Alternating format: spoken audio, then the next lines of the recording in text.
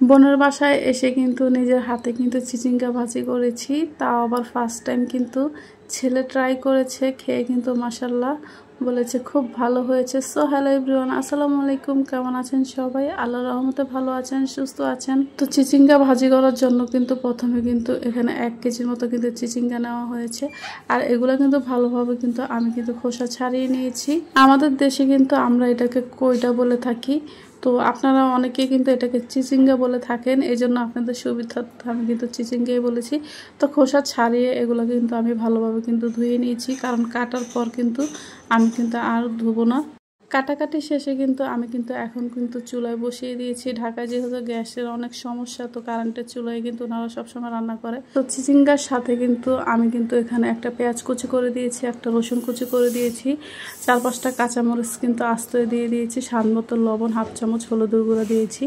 কাঁচামরিচটা আপনারা ইচ্ছা করলে ফালি করে দিতে পারেন। আমার যেহেতু ছেলে খাবে এই জন্য কিন্তু আমি এটা ফালি করে দিই নেই, ঝাল হলে ও খেতে পারবে না। আর ও যেহেতু ফার্স্ট টাইম এটা ট্রাই করবে, সেজন্য আমি ঝাল আর কি দিতে চাইছি না। তো যারা ঝাল খাবে তারা কিন্তু মরিচ যেহেতু আস্ত দিয়েছে, তারা কিন্তু ওভাবে খেতে পারবে। তো এখন অনেকটা ভাব চলে আসছে, তো এখন আবারও কিন্তু আমি কিন্তু কিছুক্ষণ ঢেকে রাখবো।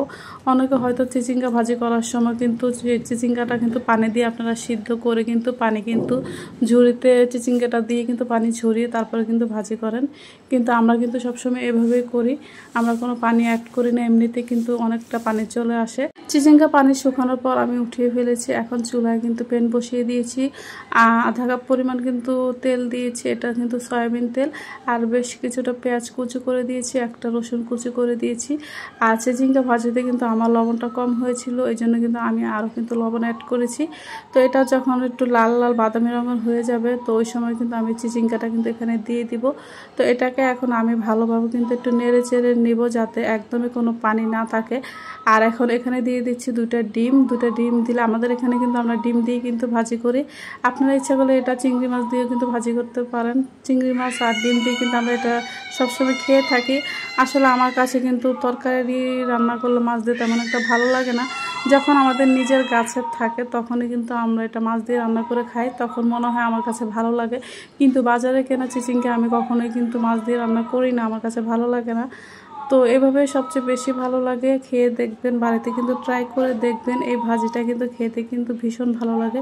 আপনি ইচ্ছা করলে এটা রুটির সাথেও কিন্তু খেতে পারেন। তো আমার ভাজি কিন্তু একদমই পারফেক্ট হয়ে গিয়েছে, আর দেখে বুঝতে পারছেন এটা কতটা লোভনীয় হয়েছে। তো ভিডিওটি ভালো লাগলে অবশ্যই লাইক, কমেন্ট, শেয়ার করে পাশে থাকবেন।